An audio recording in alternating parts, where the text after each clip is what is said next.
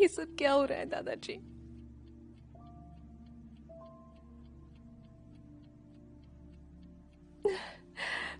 काश कि आप मेरे साथ होते।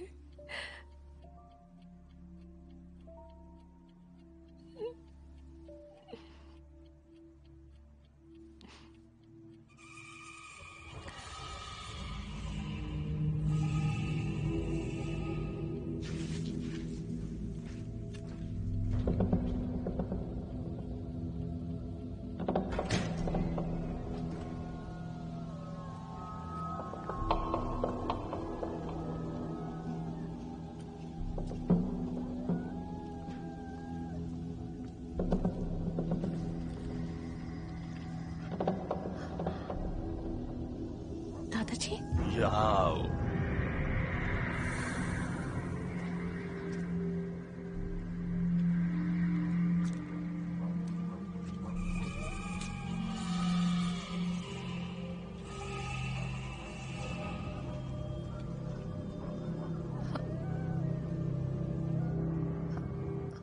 हम दोनों में एक रिश्ता है।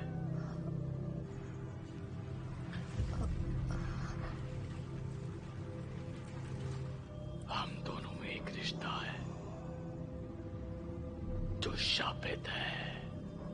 हम दोनों में एक रिश्ता है जो शापित है।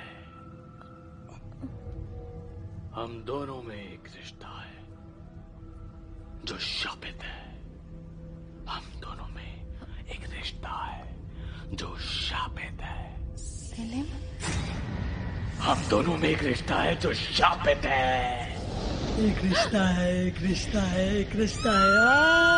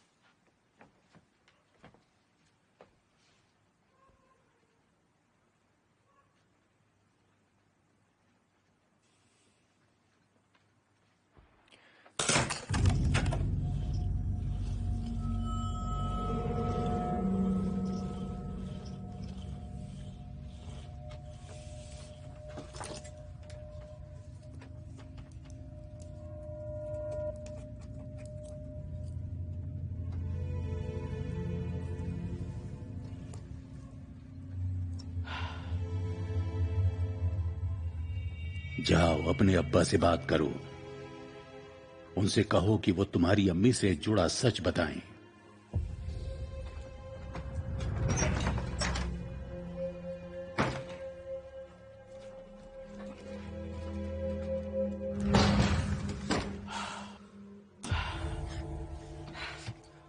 अबू उठो। क्या बात है बेटा? उठो अबू, उठो, जल्दी उठो। आज आपको मुझे सब कुछ बताना होगा, सब कुछ। आज आप मुझे सब कुछ बताएंगे, सब कुछ जानना चाहता हूं मैं। आज ही बताना होगा। जब तक नहीं बताएंगे मैं नहीं जाऊंगा।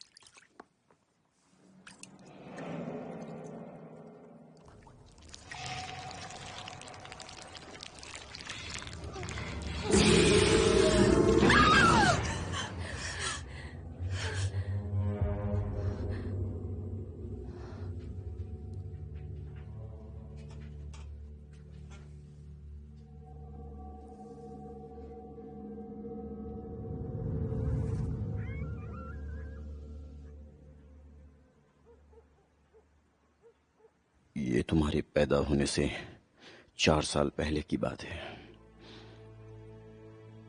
तुम्हारी अम्मी मां बनने वाली थी। हम दोनों बहुत खुश थे। फिर पता नहीं क्या हुआ कि वो अचानक बीमार पड़ गई और 7 महीने बाद बच्चा गिर गया। उसको बहुत मुश्किल से बचाया। यूं समझो कि मरी गई थी। अभी उस सदमे से उभर भी नहीं पाई थी कि डॉक्टर ने उसे बताया कि वो अब कभी भी मां नहीं बन सकती है। उस खबर से हम दोनों को सदमा लगा। मुस्कुराना भूल गए हम।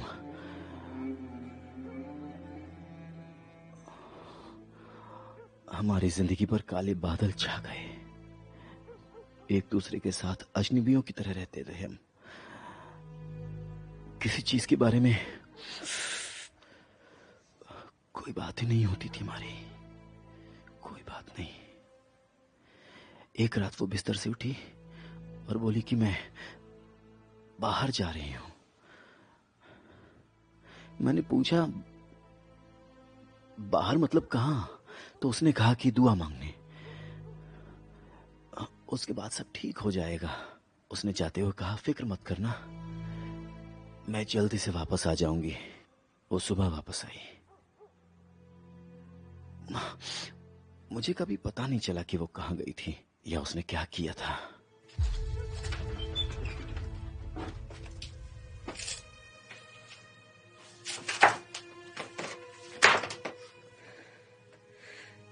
मैंने रात भर बैठ के दुआएं मांगी है। अल्लाह के करम से सब ठीक हो जाएगा। कुछ दिनों बाद उसने मुझे नींद से जगाया और कहा कि उठो सिमल, हमारे घर एक नन्हा मेहमान आने वाला है। उस दिन वो कई सालों बाद मुस्कुराई थी और फिर वही हुआ जो उसने कहा था। तुम्हारे पैदा होने से हमारी जिंदगी से वो काले बादल छट गए। मैं उलझन में था कि इस बात पे खुशी भी थी। पुराने अच्छे दिन वापस आ गए थे, पर वो खुशी ज्यादा दिन तक रुकी नहीं। कुछ वक्त बाद तुम्हारी अम्मी का बर्ताव अजीब हो गया। एक रात मेरी नींद खुली तो मैंने देखा कि वो बिस्तर पर नहीं लेटी है। मैंने उसको ढूंढा। वो जब मिली तो मैंने देखा कि वो तुम्हें गोद में लेकर सीढ़ियों के पास बैठी है वहां और एक अजीब सी जुबान में दीवार पर देखकर कुछ बोल रही है।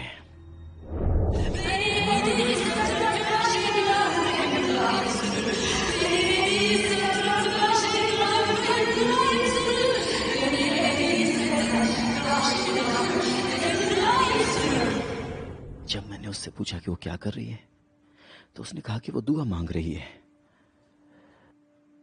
उसके बाद उसने कई और हरकतें की जिन्हें मैं कभी समझ नहीं पाया।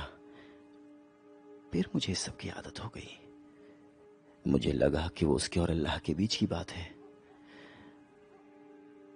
इसी तरह जैसे तैसे कई साल गुजर गए और फिर वो मनहूस रात आई।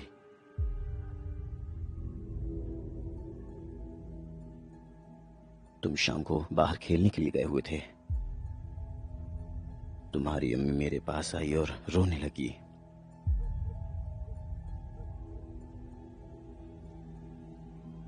उसने कहा कि तुम सलीम के अब्बा नहीं हो। इससे पहले कि मैं कुछ सोच पाता वो भागकर कमरे में चली गई। अब्बू, ऐसा कैसे हो सकता है? शायद वो कुछ और कहना चाहती हो। पता नहीं मुझे। उसने दरवाजा अंदर से बंद कर लिया था। मैं दरवाजा खोलने की कोशिश कर रहा था। मुझे लग रहा था कि वो पागल हो चुकी है।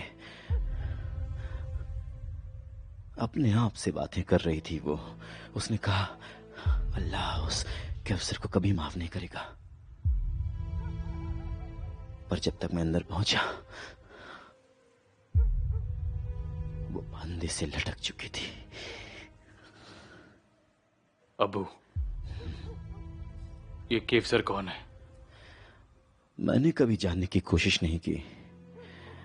उसने मुझसे जो कहा था मैंने वो कभी किसी को नहीं बताया। वो बात मेरे दिल में ही रही। मैं खामोश रहा कि तुम्हारी अम्मी बुरी औरत बिल्कुल नहीं थी। हालांकि मैं समझ नहीं पाया कि उसने ऐसी बात क्यों कही मुझसे। तुम मेरे बेटे हो, मेरे बेटे।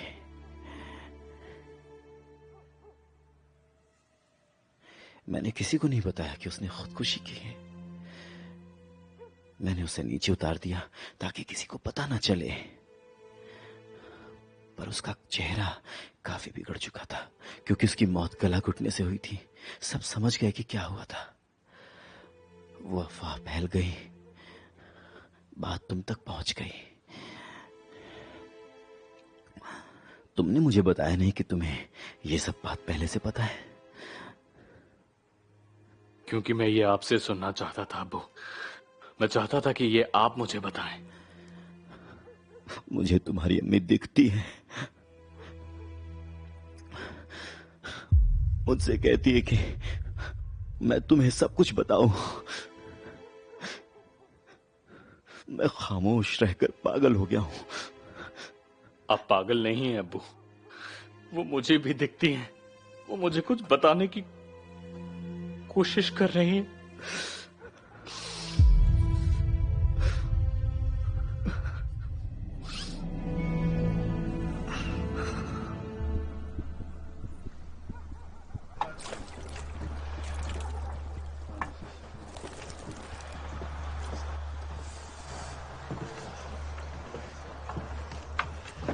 कहीं कोई हमें साथ देखकर मेरे अब्बा को ना बता दे। बता दो, मैं वैसे भी उनसे बात करने वाला हूँ। हलील, पहले मुझे उनसे बात करनी होगी।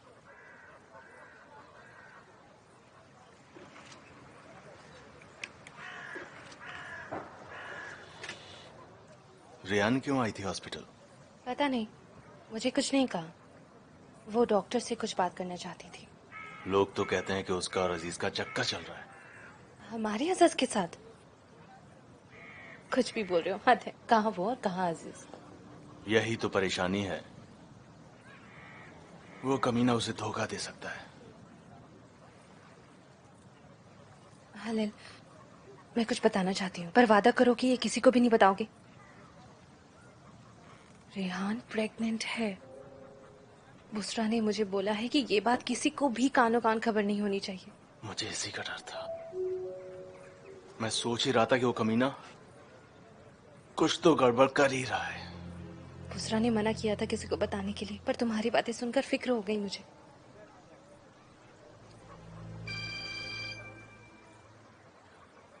कैसे हैं हासन अंकल? नहीं नहीं, ऐसा कुछ भी नहीं है, आप जब चाहें मुझे कॉल कर सकते हैं। ठीक है, अच्छा ठीक है, हम आ रहे हैं। वो होश में है? ठीक है। रेहान बेहोश हो गई है, उसकी हालत खराब है।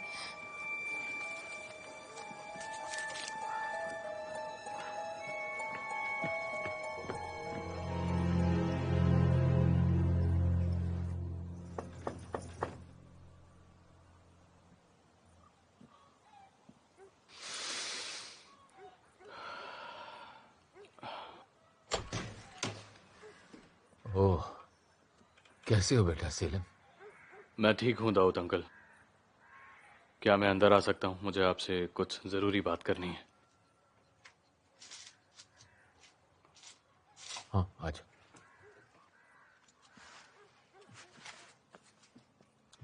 मैं जरा ये जूते लेकर आता हूँ।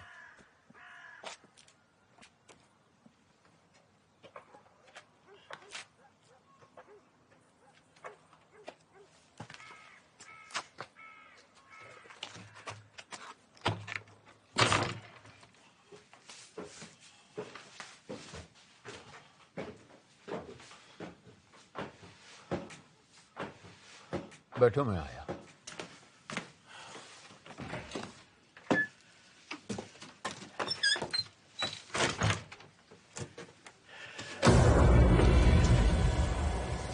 अब कोई शरारत नहीं करना, मैं अभी आता हूं।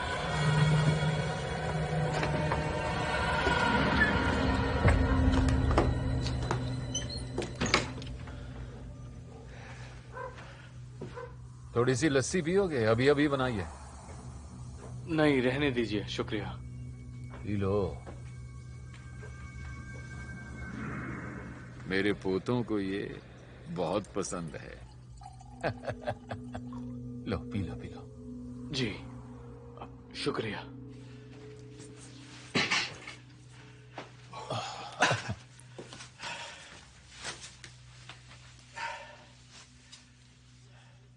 दाऊद अंकल, एक औरत है जिसका नाम केवसर है। क्या आप जानते हैं उसे?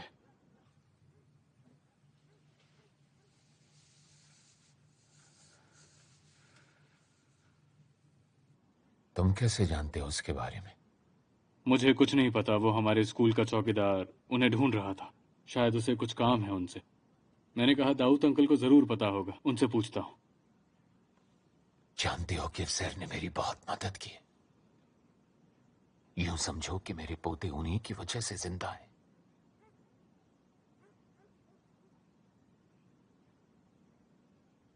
वो औरत कौन है दाऊद अंकल? जादू टोना करती है वो।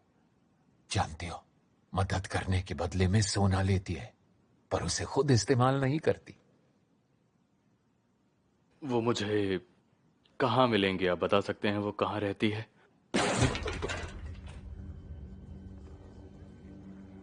मैं जरा देख के आता हूं, अभी आता हूं। तुम बैठो, बैठो।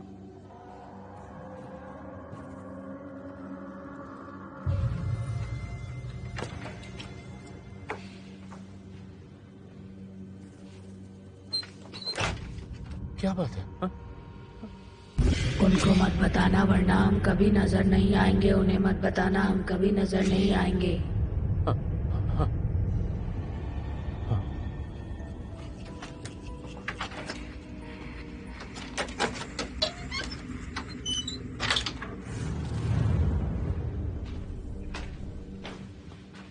दाऊद अंकल, क्या हुआ? कोई परेशानी है?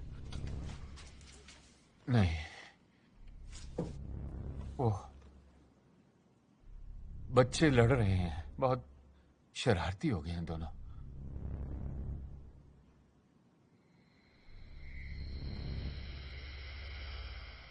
वो आप मुझे बता रहे थे कि केवसर कहाँ रहती है, मुझे कहाँ मिलेंगी?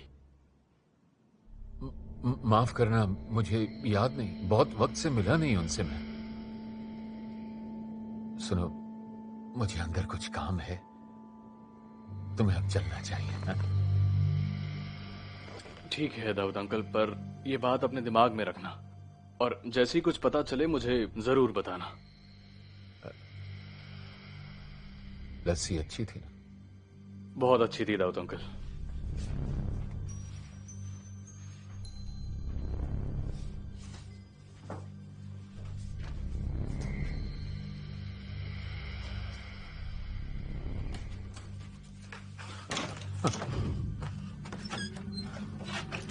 मैंने उसको नहीं बताया, मैंने उसको कुछ नहीं बताया।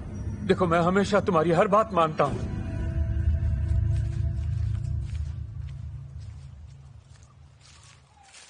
सेलिम, यहां हो बेटा, यहां।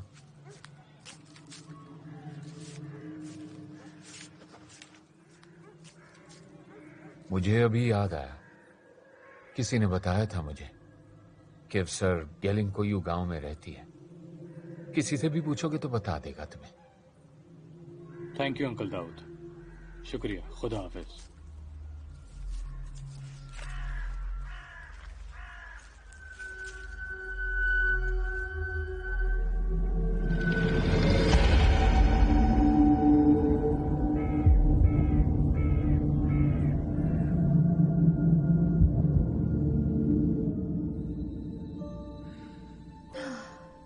शुक्र है इसने ज्यादा नहीं पी। 1-2 घंटे में बिल्कुल ठीक हो जाएगी। पहले से बेहतर लग रही है। मेरे अब्बा को मत बताना प्लीज। तुम बिल्कुल फिक्र मत करो, नहीं बताएंगे।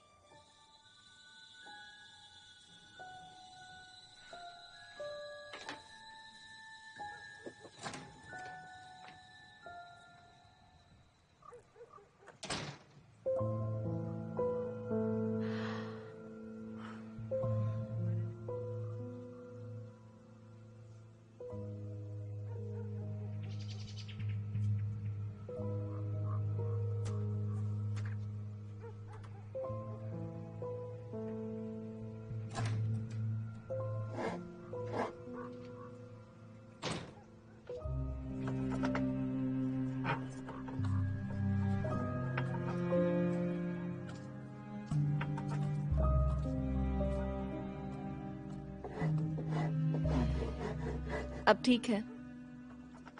तुम्हारा बहुत बहुत शुक्रिया। उसने कोई ऐसी चीज खा ली थी जिससे पेट में गड़बड़ हो गई, लेकिन अब ठीक है, घबराने की कोई बात नहीं। शुक्रिया। किसने सोचा था कि एक दिन अब्दुल्ला की बेटी इस गांव में डॉक्टर बन के आएगी और मेरी बेटी का इलाज करेगी। अगर तुम लोग यहां से ना जाते तो तुम और मेरी बेटी बहनों की तरह रहती, जैसे मैं और तुम्हारे अब्बा रहते थे। 1 मिनट।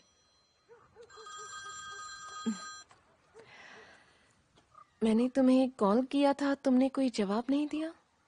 मुझे फिक्र हो रही है, क्या हुआ, कहाँ हो? वो रेहान को फूड पॉइजनिंग हो गई थी तो मैं उसी को देखने आई हुई थी। हुलिया और हलील ने मुझे पिक कर लिया था तो सुबह जल्दबाजी में आना पड़ा। अच्छा ठीक है, क्या मैं वहां आ जाऊं? नहीं, जरूरत नहीं है। अब वो ठीक है, मैं यहाँ से 1 घंटे में निकल जाऊंगी। ठीक है, बाय। See you.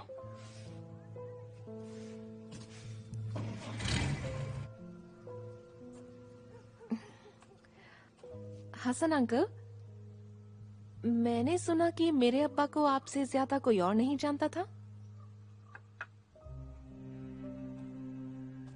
हाँ, वो मेरा सबसे अच्छा दोस्त था। जो बात हम किसी को नहीं बताते थे वो एक दूसरे को बताते थे। मुझे तो मेरे अब्बा की शक्ल तक याद नहीं। अम्मी से भी उनके बारे में बहुत कम बात होती थी। उनसे कभी ज्यादा कुछ पूछा ही नहीं क्योंकि वो उदास हो जाती थी। हमने कभी ये बात भी नहीं की कि उनकी मौत कैसे हुई। ना कभी मैंने पूछा, ना उन्होंने बताया। मेरा बचपन और जवानी तुम्हारे अब्बा के साथ गुजरी, पर आखिरी दिनों में वो बहुत अजीब सा हो गया था। अपने दिल की बात नहीं बताता था। मैंने कई बार उससे बात करने की कोशिश की, पर उसने मुझे कुछ नहीं बताया। हसन अंकल, बाबा की मौत कैसे हुई थी? इसका जवाब तो किसी के पास नहीं है।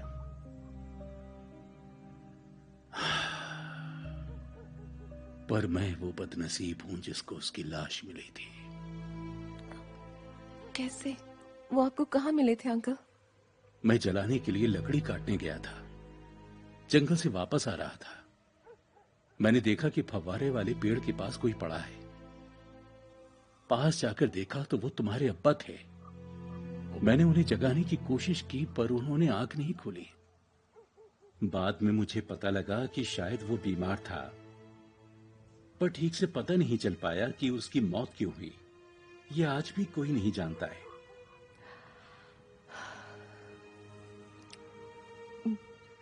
ये सब बताने के लिए शुक्रिया हसन अंकल। ये सब बातें मेरे दिमाग में बचपन से घूम रही थी।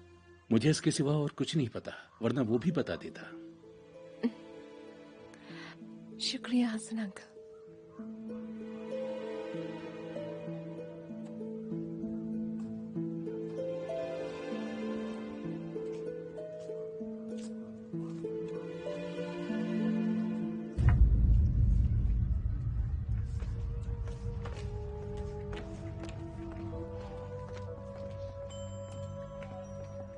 बाबा, बाबा, आपसे एक बहुत ही जरूरी बात करनी है। बोलो।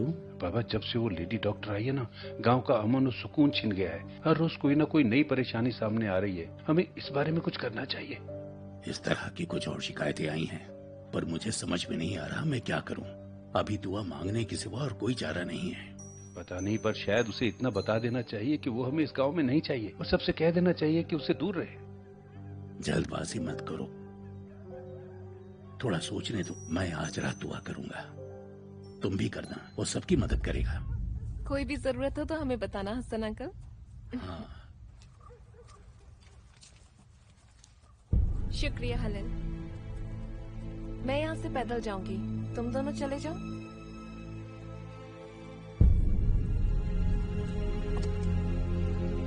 Okay bye.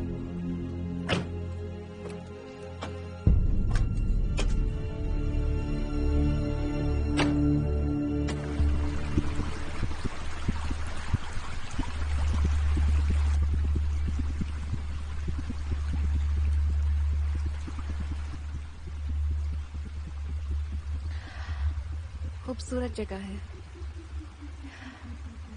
यहाँ आकर अच्छा लगा। मुझे पता था।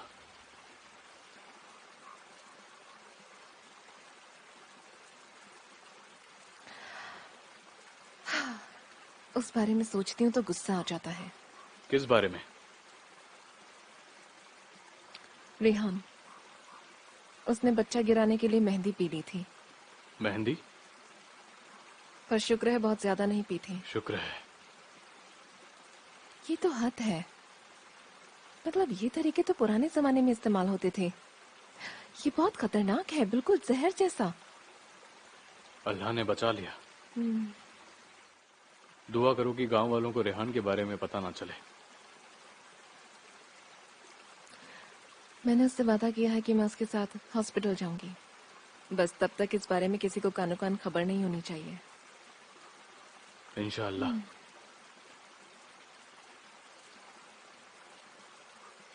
मैंने कल अब्बू से बात की।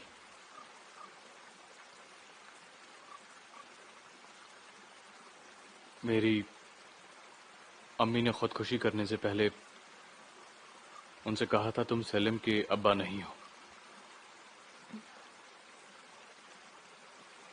इसीलिए अब्बू ने ये बात मुझसे इतने साल छुपाई। वो किसी को नहीं बता पाए, और मैं था कि उन्हें कसूरवार समझता रहा, पर वो बिल्कुल सही थे। हकीकत मालूम है। ये थोड़ा अजीब है, पर तुम्हारी माँ ने इस तरह की बात क्यों की? पता नहीं। अब्बू ने बताया खुदकुशी की थी, जैसे कि खुद को सजा दी हो।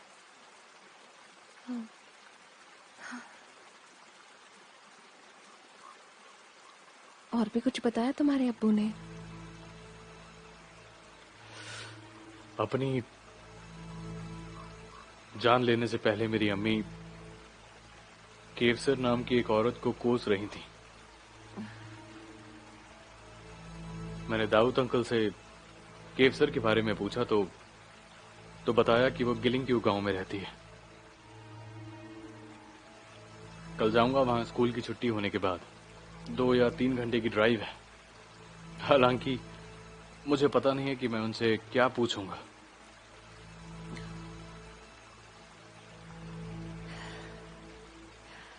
मैं भी चलूंगी तुम्हारे साथ।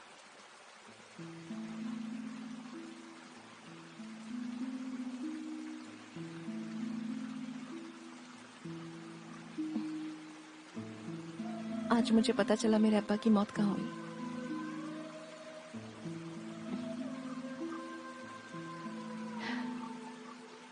वो उस फव्वारे के पास मरे थे जहां अली की लाश मिली थी,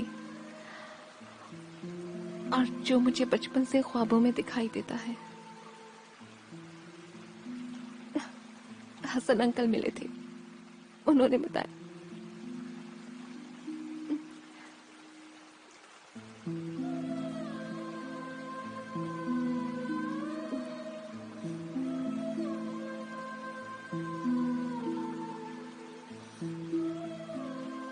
हम एक जैसी जिंदगी जी रहे हैं सलीम।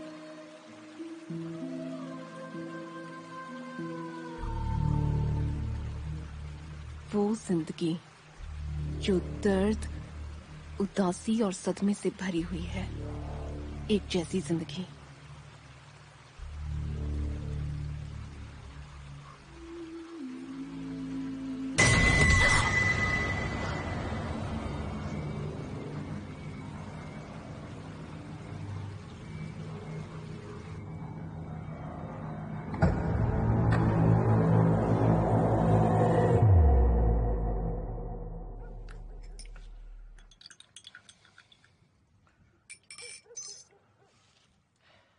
उसने कुछ गलत या बासी खा लिया था। मैंने हुलिया को फोन किया, वो फौरन बुशरा को लेकर यहां पहुंच गई। उसने इंजेक्शन वगैरह दिया। अल्लाह के करम से अब ठीक है। तुमने मुझे खबर क्यों नहीं की? मैं माफी चाहता हूं मुख्तार, उस वक्त मेरा दिमाग काम नहीं कर रहा था। हसन, अली के बारे में कोई खबर नहीं।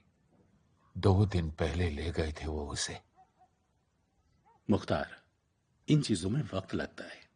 1-2 दिन में कोई खबर आ जाएगी, फिक्र मत करो। तुमने वो अफवाहें सुनी जो तुर्कन तुम्हारे मरहूम दोस्त की बेटी के बारे में फैला रही है? हाँ, बिल्कुल सुनी है। वो कह रहे हैं वो लड़की मनहूस है। मेरे हिसाब से तो वो बहुत अच्छी है। तुम्हें देखना चाहिए था उसने मेरी बेटी की देखभाल कैसे की। ये कहना मुश्किल है कि उस अफवाह का आगे क्या असर होगा। तुर्कन की बातों का शिकार होने से अच्छा है कि कोई सांपों से भरे गड्ढे में गिर जाए।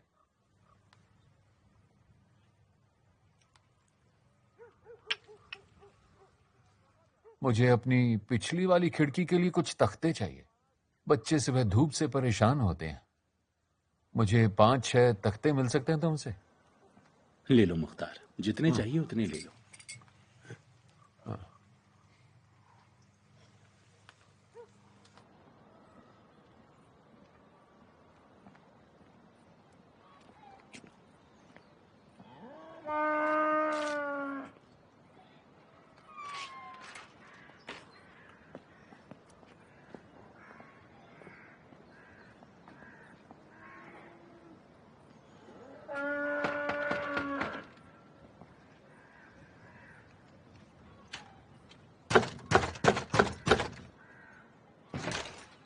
क्या कर रहा है? दरवाजा तोड़ना है क्या? अजीज है घर पे? नहीं है। क्या काम है उससे? वो अलमारी की चाबी अपने साथ ले आया है। चाबी है तो मुझे दे दो। घर पर नहीं है, शहर गया है। शाम तक वापस आएगा।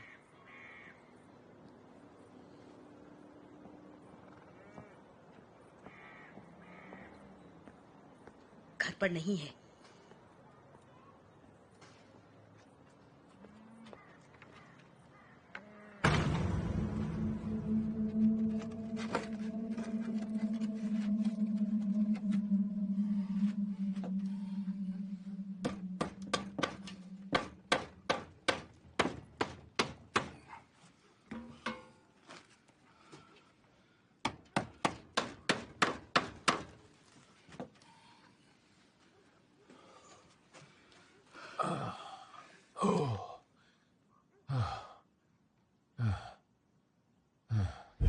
दादाजी।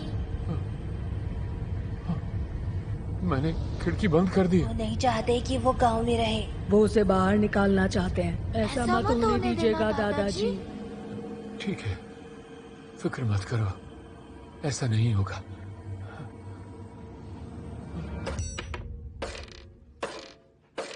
दोबारा नहीं देख पाओगे, कभी नहीं देख पाओगे।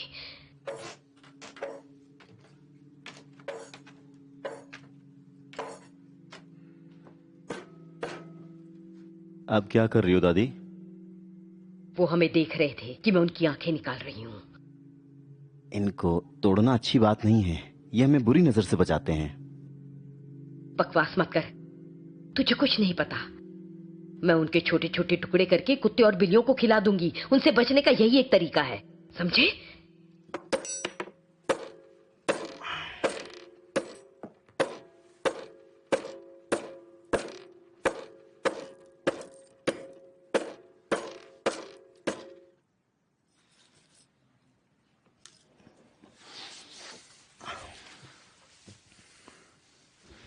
दादी, उस औरत से बात हुई क्या?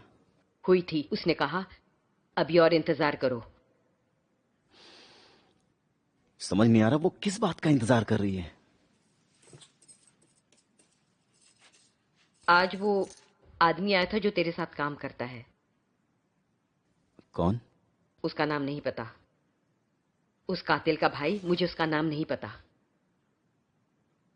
हलील? वो क्यों आया था? वो किसी अलमारी की चाबी लेने आया था।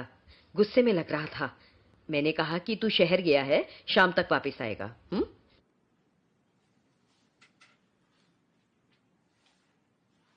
अच्छा किया। अब मैं सोने जा रहा हूं, बहुत थक गया हूं आज मैं।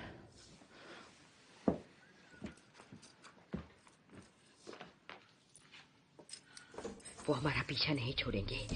मैं उनके टुकड़े करके कुत्ते और बिल्लियों को खिला दूंगी। इस तरह से उनसे छुटकारा मिल जाएगा। यही एक रास्ता है। ठीक है, अब आएगा मजा।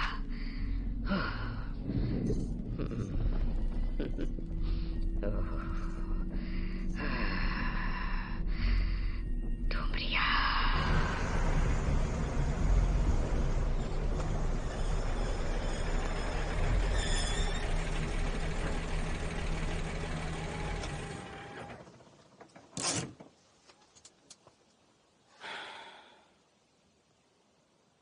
तुम बिल्कुल भी फिक्र मत करो, धीरे धीरे सब कुछ ठीक हो जाएगा। चाहे ठीक हो या फिर बुरा हो, पर तुम मेरा साथ कभी मत छोड़ना, चाहे कुछ भी हो जाए। कभी नहीं।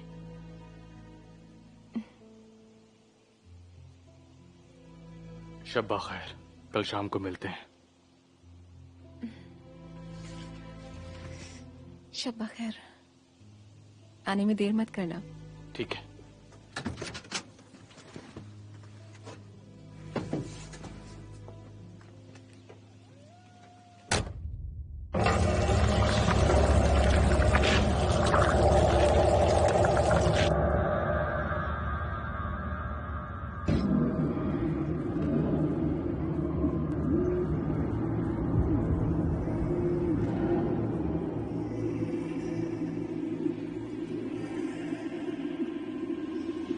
देखो सेलिन, ये सब हमारे लिए आए हैं। आज मेरी जिंदगी का सबसे खुशी का दिन है। देखो, एलिफ और अली भी यहाँ पर है।